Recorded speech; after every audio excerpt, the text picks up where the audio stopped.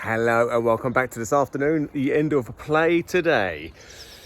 So, today's been yet another glorious, actually it's been a really nice day today, which is quite nice, weather-wise and work-wise.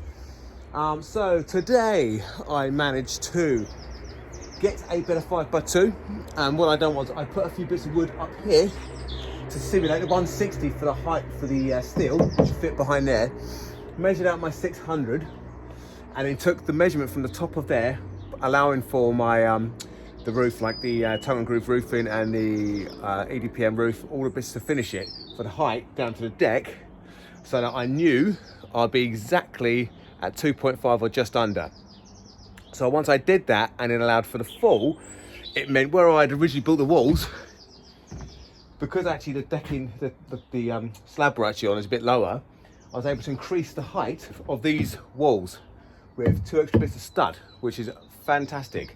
So obviously these are all built level, these 3 all the way around, and then the steel will stick above this one. 5x2s come straight off like that, right down to the back end, like that. You can see the pitch wherever it is, and that'll be your 25 mil per meter, which is what you need for a run off of a roof to allow the water to just cascade gently off the back. So that's epic, because what it's done is it's given us an extra, give or take, 100 mil internal head height in here, which is awesome. The other thing that I was able to get done today was, come on here, look how pretty that is. So breathable membrane, so moisture cannot permeate through that, but moisture in the building can escape through it should it so need to. This is all on, ready for the metal roofing sheets. So these things will come in at 2.5, I think, height. So they'll go down to the bottom, and they've got color-coded screws with a grommet that'll screw into these, so they're all going up this direction, and that's down the side and down the back.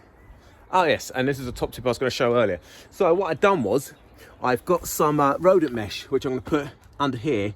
Unfortunately it wasn't in stock for me this morning, so I'll pick it up tomorrow. So I've cut these slightly short. So what will happen is this bit of a batten will go all the way down to here. I'll then do another return, which is this one here will go at the bottom, so that my sheet's got something to fit onto.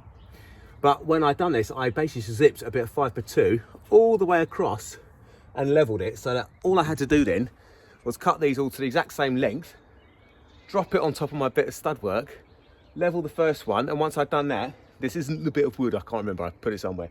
I cut a piece that's 350 wide, put it in there, boom, laid it across the bottom bit of batten, held that one up, put one nail in the bottom, put it in the center, nail in the center, on the top, done, and then just put a few extra ones in. So what that done was, that meant that every single one is perfectly level, because the first one was, this was a template, and it's just a really good way of doing it. So these are exactly 400. What I also then done was, I lined it up so that the studs internally, so where these actually are, is where I fired these.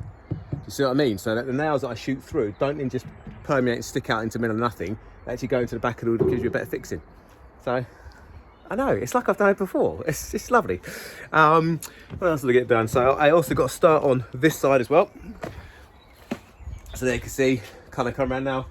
For the more observant, you'll notice that actually these are running in the opposite direction. So you see down the back, so you got the horizontal one going that way at the front, and this one is at the back, and that's because we're doing shiplap cladding across, which means once it goes on the front, I want my fixings to be there. Do you see what I mean?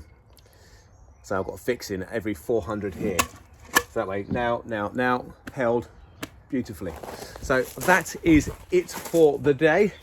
I'm now off ski, but I'll be back tomorrow, and I'll finish putting this bit of a batten on the side. If I've got enough, I'll see how much I've got tomorrow, and then possibly, if it still turns out, I might get that cut, but you just have to wait and see if it turns up. If not, it'll be jumping on the internals and getting the insulation into the walls ready.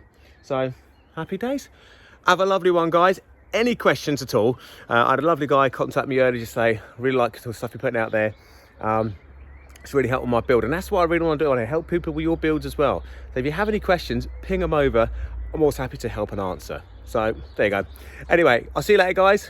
Bye.